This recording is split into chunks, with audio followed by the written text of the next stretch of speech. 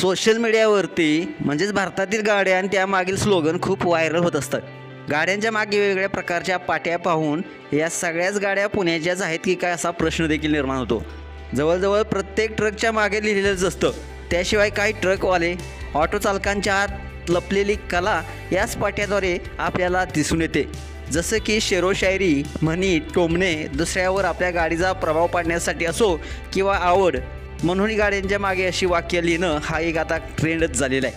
दरम्यान अशाच एका रिक्षाच्या मागे लिहिलेलं वाक्य सोशल मीडियावरती चांगलंच व्हायरल होत आहे. या रिक्षाचा व्हिडिओ सध्या सोशल मीडियावरती चांगलाच व्हायरल होत आहे. या व्हिडिओमध्ये चक्क रिक्षाच्या मागे पट्ट्यानं स्वतःच्या सासूबाईसाठी खास संदेश लिहिला आहे, जो प्रचंड व्हायरल होत आहे. व्हिडिओ पाहिल्यानंतर तुम्हीही म्हणाल जावई असावा तर असाच.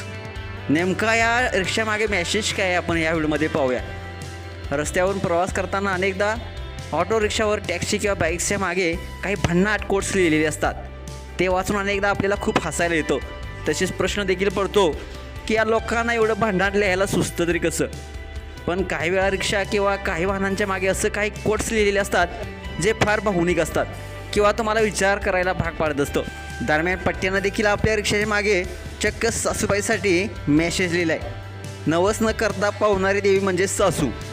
सासूचे एक प्रकारे आभार मानण्यासाठी या रिक्षा चालकानं हा मेसेज लिहिला आहे. हा व्हिडिओ हर्षदाम मयूर लोंढे 7255 नावाच्या इंस्टाग्राम अकाउंटवर शेअर करण्यात आलेला आहे.